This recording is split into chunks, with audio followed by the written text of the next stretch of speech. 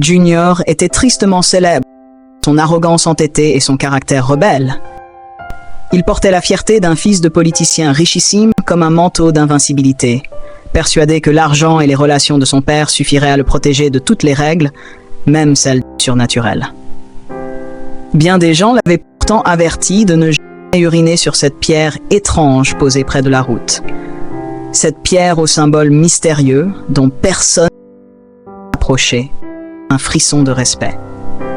Mais Junior, avec son rire méprisant, se croyait au-dessus de tout, convaincu que les croyances locales n'étaient que légendes absurdes. L'université qu'il fréquentait avait planifié une excursion à Akak, un village situé à l'est du pays, réputé pour ses pratiques spirituelles et ses terres chargées d'histoires oubliées. Bien qu'il ait eu les moyens de prendre un vol privé, le professeur avait insisté pour que tous les étudiants montent dans le même bus. L'évaluation finale porterait sur tout ce qu'ils vivraient pendant le voyage jusqu'à la grotte sacrée. Et il ne s'agissait pas d'un simple séjour, mais d'un apprentissage profond. Le trajet devait durer 2 jours, et ils partirent dès l'aube, le cœur léger. Junior s'était installé avec son ami Armel à l'avant du bus. Les deux plaisantaient, bavardaient sans se soucier de l'objectif du voyage. Mais à la mi-journée du 2e jour, le conducteur fit une pause au bord d'une route, non loin du village. Les étudiants descendirent pour s'étirer, utiliser les toilettes publiques, manger au petit restaurant voisin. Junior, trop fier, refusa d'utiliser les installations communes. Les sanitaires étaient, selon lui, indignes de sa personne.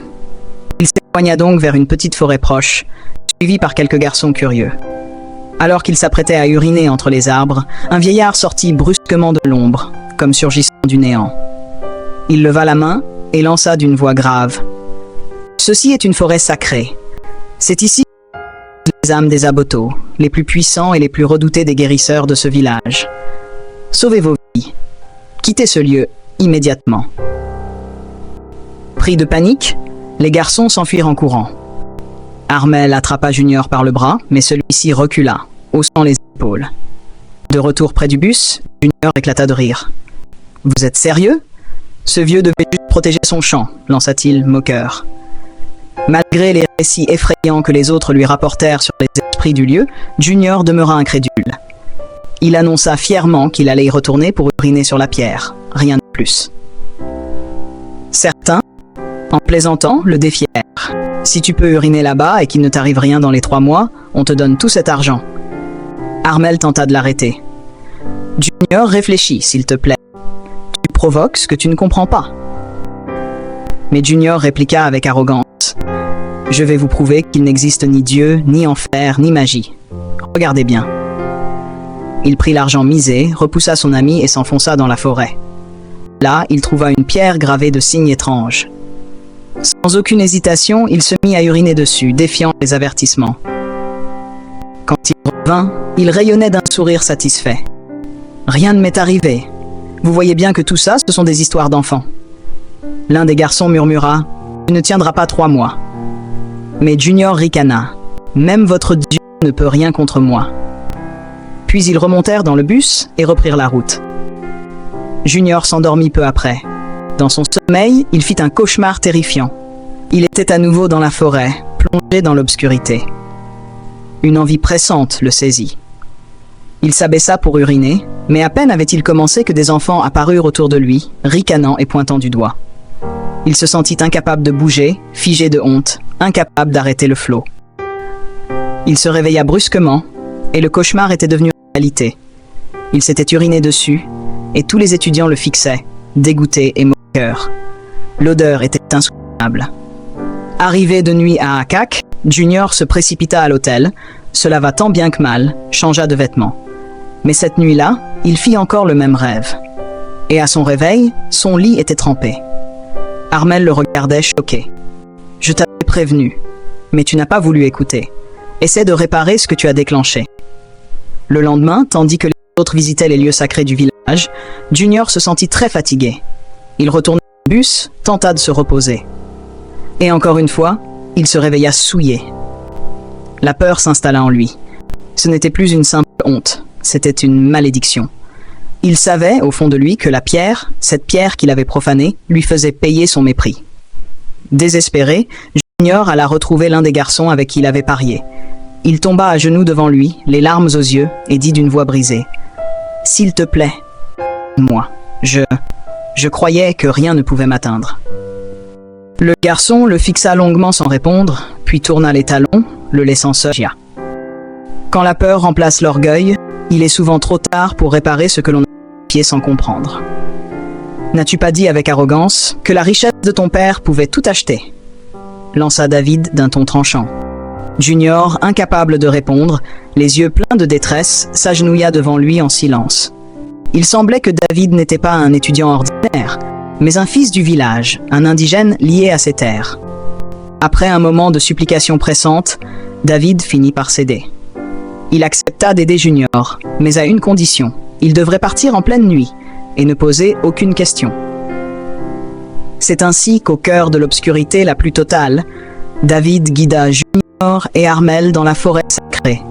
Les arbres, denses et hauts, formaient une voûte obscure au-dessus de leur tête. Le silence était pesant, surnaturel, presque hostile.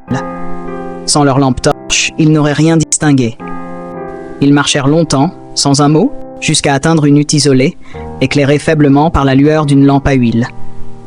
Junior et Armel se jetèrent un regard inquiet. Comment une telle bâtisse pouvait-elle exister ici, dans cet endroit reculé et interdit? Et surtout, qui y vivait? Le doute s'empara d'eux, même envers David, qui semblait bien trop à l'aise pour un simple étudiant. Arrivé devant la porte, David leur fit signe d'entrer. Mais la peur glaça leurs jambes. Pourtant, ils comprirent vite qu'ils n'avaient pas le choix. Junior s'approcha. Mais au moment où il tendait la main vers la porte, une voix profonde, caverneuse, résonna depuis l'intérieur. « Enlève tes chaussures avant que les dieux ne foudroient ton arrogance. » Sans discuter, Junior ôta ses chaussures, tout comme Armel. Courbés, ils entrèrent dans la pièce obscure, simplement éclairée par une flamme vacillante. Au fond de la hutte, un vieil homme au visage couvert d'un tissu rouge les attendait. Ses yeux invisibles laissaient deviner qu'il était aveugle. « Asseyez-vous, dit-il d'un ton neutre. Junior, tremblant, prit la parole. « S'il vous plaît, monsieur, nous avons besoin de votre aide. » Le vieillard tourna la tête vers Armel. « Et toi, Armel, pourquoi es-tu là ?» Le jeune homme, stupéfait qu'il connaisse son nom, répondit « Je suis juste son ami. Je l'ai accompagné, c'est tout. » Le vieil homme éclata d'un rire sec et grinçant. « On t'a averti plus d'une fois. Mais tu as préféré te moquer. Tu es allé pisser sur la tombe de Laboto, le plus cruel et maléfique guérisseur que ce sol ait jamais porté. » Junior tomba à genoux. « Je suis désolé. J'ai été stupide. Aidez-moi, je vous en supplie, je ferai tout ce qu'il faudra. » Armel s'agenouilla aussi, touché par la détresse de son ami. Le vieil homme fit alors des incantations lentes, roula la tête d'un côté à l'autre, puis poussa un soupir grave. « L'esprit du guérisseur est furieux contre toi. Et crois-moi, tu as frôlé la mort. Si tu n'étais pas venu ici cette nuit, tu n'aurais pas vu le lever du 4e jour. Il n'existe qu'une seule voie pour échapper à ta sentence, mais elle exige un prix immense. » Junior et Armel se regardèrent muets, en sueur. « Parle, monsieur, s'il te plaît. On est prêt à tout. Dis-nous ce qu'il faut faire. » Le vieil homme se redressa lentement, puis dit « Ce n'est pas ta bouche, ni ton esprit, qui a provoqué la colère du guérisseur. C'est la partie de ton corps entre tes jambes. Et pour l'apaiser, tu devras faire un choix. Soit tu renonces à ta capacité à uriner, soit tu renonces à celle de donner naissance. » Le silence qui suivit fut long, pesant, presque irréel. Junior ouvrit de grands yeux. Fils unique de ses parents, héritier d'une lignée influente, il ne pouvait envisager de perdre son organe reproducteur. Mais vivre sans uriner, était-ce même possible? Il supplia le vieil homme. « Je t'en supplie, il doit y avoir une autre option. » « Il n'y en a pas. Ou alors, tu peux apporter l'organe d'un autre homme. Ce n'est pas obligé que ce soit le tien. Tu as 2 jours, pas plus. Prenez vos affaires, partez maintenant. » David les guida hors de la forêt jusqu'à leur hôtel. Junior marchait lentement, les pensées lourdes secouées par la décision impossible qui l'attendait. Contrairement à lui, Armel était né dans la pauvreté. Il était l'aîné et toute sa famille avait vendu ses biens pour financer ses études. Leur amitié n'était totalement désintéressé. Junior l'avait souvent aidé financièrement et Armel, en retour, l'avait aidé à réussir ses examens. Le lendemain, Junior réveilla Armel très tôt. Il demanda à lui parler seul. « Tu as entendu ce qu'a dit le vieillard. Tu sais que je suis le seul fils de mes parents. J'ai besoin de pouvoir avoir des enfants. » Armel acquiesça, sans comprendre pourquoi il lui rappelait cela. Puis Junior lâcha d'un ton glacial. « Peux-tu sacrifier ton propre organe pour moi ? Je te paierai ce que tu veux.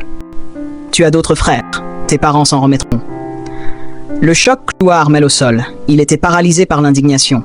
« Je t'avais averti de ne pas uriner dans cette forêt, » cria-t-il. « Je sais, mais c'est trop tard maintenant. Vas-tu le faire, oui ou non ? Tu pourrais sortir ta famille de la misère. » Mais Armel se détourna, sans répondre. Junior, sûr de sa supériorité, se dit « Il reviendra me supplier pour cet argent. » Le jour passa.